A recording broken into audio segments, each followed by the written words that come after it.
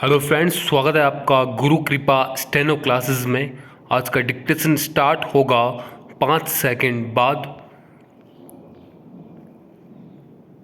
Start.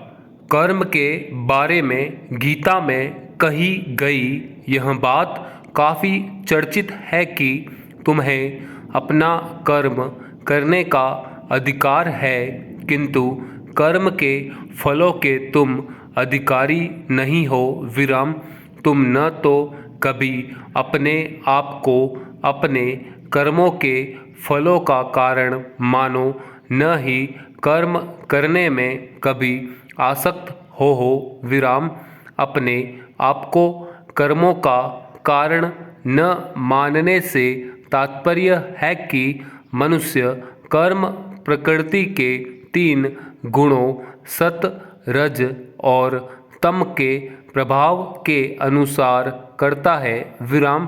मनुष्य में जिस गुण की प्रधानता होगी वह उसी के अनुसार कर्म करेगा। विराम। फल के लिए किए गए कर्म बंधन का कारण बनते हैं। विराम। ऐसे कर्म अशुभ होते हैं। विराम। वहीं फल से अनासक्त होकर किए गए कर्म निष्काम कर्म कहलाते हैं। विराम। ये कर्म मुक्ति प्रदान करने वाले होते हैं। विराम। पैरा।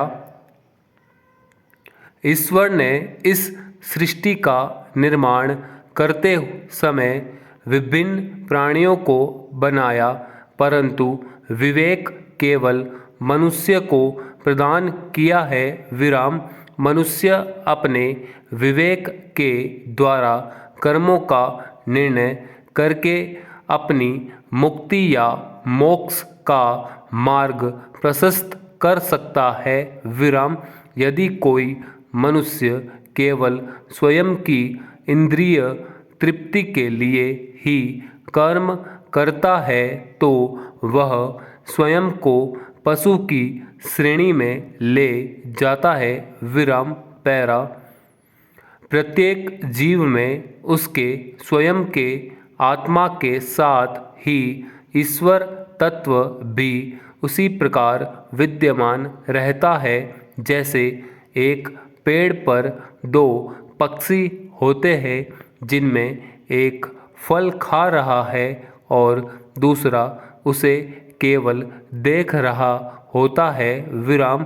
जब मनुष्य स्वयं की इंद्रियों की तृप्ति के लिए पशु की तरह कर्म कर रहा होता है तो ईश्वर तत्व जो उसे देख रहा है वह उसे उसी के अनुसार पशु योनि अगले जन्म में प्रदान करता है। विराम।